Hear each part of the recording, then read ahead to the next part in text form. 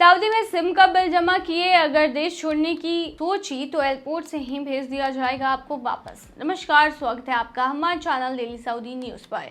देखिए, आप में से कोई भी व्यक्ति हो या कंपनी हो, अगर डेली सऊदी न्यूज़ से स्पॉन्सरशिप या फिर एडवर्टीजमेंट के लिए कांटेक्ट करना चाहता है तो नीचे दिए गए नंबरों पर संपर्क कर सकता है। इसके अलावा जो ईमेल दिया हुआ है आप उस पर भी अपनी मेल भेज सकते हैं।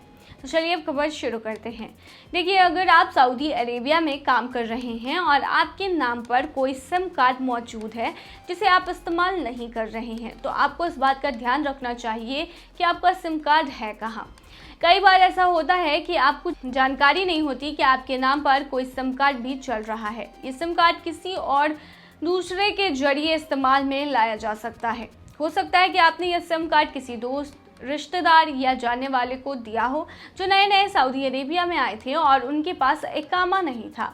लेकिन अगर अभी वह सिम आपके नाम पर है और आप इसका इस्तेमाल नहीं कर रहे हैं तो बेहतर होगा कि आप इसे तुरंत कैंसिल करा दें, यानी रद्द करा दें। सिम कार्ड बंद कराने की ज़रूरत आखिर क्यों है? सऊदी अरेबिया में ऐसे कई मामले सामने आए हैं जहां लोगों के नाम पर सिम कार्ड होने की वजह से भारी बिल का सामना करना पड़ता है। कई बार लोग इस बात से बेखबर होते हैं कि उनके नाम पर सिम कार्ड चल रही है और इससे जुड़ी बिल जमा नहीं हो रही है, और इसका नतीजा ये हो सकता है कि जब आप सऊदी अरब से छुट्टी पे अपने वतन वापस आ रहे हों तो एयरपोर्ट पर आपको रोक लिया जाए क्योंकि आपके ऊपर केस चल रहा हो। एयरपोर्ट पर रोकने के बाद आपको सऊदी जवाजात के ऑफिस या कोई दूसरे दफ्तरों में जाकर मामले को साफ करना पड़ सकता है। यहाँ तक कि आपको फाइन्स भी भरने पड़ सकते हैं। इस प्रक्रिया में आपकी छुट्टी भी रद्द हो सकती है और आपको काफ़ी परेशानी का सामना करना पड़ सकता है। इसीलिए अगर आपके नाम पर कोई सिम कार्ड चल रही है तो उसे तुरंत बंद कराना ही सबसे बेहतर तरीका है। सिम कार्ड बंद कराने की प्रक्रिया के बारे में अगर बात करें तो बता दें, सऊदी अरब में मोबाइल कंपनीज के संपर्क नंबर पर कॉल करके आप अपने सिम कार्ड को बंद करा सकते हैं। चलिए हम कुछ मोबाइल के कंपनीज के नंबर आपको बताते हैं जिस पे कॉल करके आप सिम कार्ड बंद करा सकते हैं। जैसे STC के लिए है 900 या 011 455 5555। बाकी मोबिली हो गया या फिर जेन है, इन सब के नंबर आपको स्क्रीन पर देखने को मिलेंगे, आप देख सकते हैं। इन नंबरों पर कॉल करके आप अपने नाम पर रजिस्टर्ड किसी भी सिम कार्ड को बंद करा सकते हैं। इन नंबरों पर कॉल करके आप अपने नाम पर रजिस्टर्ड किसी भी सिम कार्ड को आसानी से बंद कर ले और निश्चिंत हो जाए। सऊदी अरेबिया में काम करने वाले लोगों के लिए ये बेहद ज़रूरी है कि वो अपने नाम पर चल रहे सिम कार्ड की स्थिति का जाँच करें। अगर कोई सिम कार्ड इस्तेमाल नहीं हो रहा है तो उसे तुरंत ही बंद कराई जाए ताकि आगे चलकर आप पर किसी भी तरह की परेशानी ना हो, आपको एयरपोर्ट से न लौटाया जाए, क्योंकि अनचाहे बिल की वजह से आपको एयरपोर्ट से लौटाया जा सकता है। इतना ही नहीं, अगर आपके सिम कार्ड से कोई गलत काम होता है तो आप भारी मुसीबत में पड़ जाएंगे। पाकिस्तानी भिखारियों से तबाह हुआ सऊदी अरेबिया। नमस्कार, स्वागत है आपका हमारे चैनल डेली सऊदी न्यूज़ पर। खबर शुरू करने से पहले जरूरी जानकारी आपको दे दें कि अगर आप सऊदी में फंस गए हैं, वहां पर नियोक्ता आपको छोड़ नहीं रहा है, आप अपने देश वापस लौटना चाहते हैं, तो ऐसे में आपको पता नहीं है कि आप क्या करें, तो बता दें कि आप घबराएं नहीं। नीचे दिए हुए कांटेक्ट नंबर पे आप कांटेक्ट कर सकते हैं।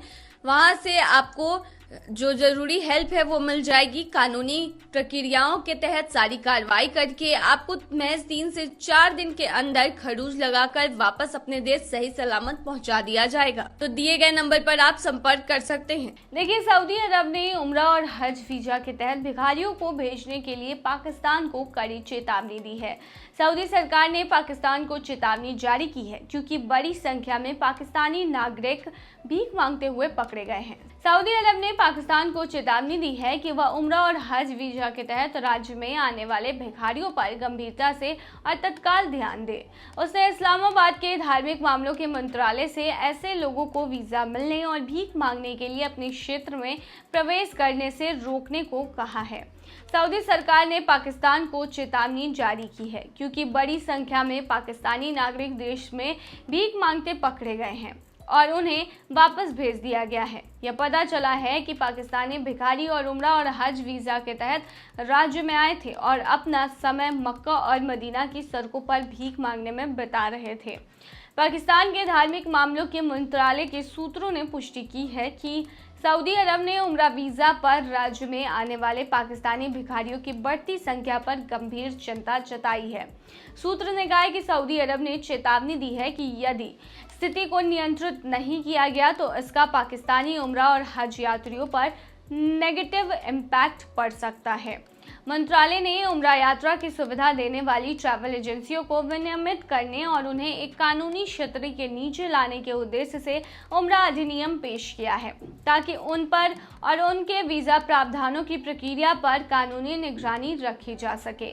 पाकिस्तानी भिखारियों का मुद्दा पिछले कुछ समय से शहबाज शरीफ सरकार के लिए शर्मिंदगी का विषय रहा है और हाल ही में पाकिस्तान के गृह मंत्री मोहसिन नकवी और इस्लामाबाद में सऊदी राजदूत नवाफ बिन सईद अहमद अल मल्की के बीच हुई बैठक में इस पर चर्चा हुई। देखिए, नकवी ने आश्वासन दिया था कि सऊदी अरब ने भिखारियों को भेजने के लिए जिम्मेदार माफिया के खिलाफ सख्त कदम उठाए जा रहे हैं। पाकिस्तान सरकार ने संघीय जांच एजेंसी को ऐसे नेटवर्क और ट्रैवल एजेंसी पर नकेल कसने का काम सौंपा है जो अपने कार्यों से देश को शर्मसार कर रहे हैं। गृह मंत्री मोहसिन नकवी ने कहा कि भिखारियों का माफिया पाकिस्तान की छवि को नुकसान पहुंचा रहा है। ओवरसीज पाकिस्तानियों के सचिव अरशद महमूद ने कहा है कि कई खाड़ी देशों जहां सबसे अधिक संख्या में विदेशी पाकिस्तानी रहते हैं, उन्होंने पाकिस्तानी नागरिकों के व्यवहार पर गंभीर चिंता जताई है और उनके लिए अपनी जांच प्रक्रिया को और भी सख्त कर दिया है। खाड़ी देशों ने विदेशी पाकिस्तानियों के व्यवहार, विशेष रूप से कार्य नैतिकता दृष्टिकोण और आपराधिक गतिविधियों में संलिप्तता के क्षेत्रों में चिंता व्यक्त की है। इसका बहुत बड़ा नकारात्मक प्रभाव पड़ रहा है और विदेश में पाकिस्तानी श्रमिक की प्रतिष्ठा को नुकसान पहुंच रहा है। पिछले महीने कराची हवाई अड्डे पर 11 कथित भिखारियों को पकड़ा गया और उन्हें सऊदी अरब जाने वाली विमान से उतार भी दिया गया। आव्रजन प्रक्रिया के दौरान FIA के अधिकारियों द्वारा रोके जाने और पूछताछ के बाद उन्हें पकड़ा गया। बाद में पता चला कि वे सभी सऊदी अरब में रहने के उद्देश्य से यात्रा कर रहे थे। तो ये थी तमाम जानकारी। बने रहिए ऐसी तमाम खबरों के लिए डेली सऊदी न्यूज़ पर।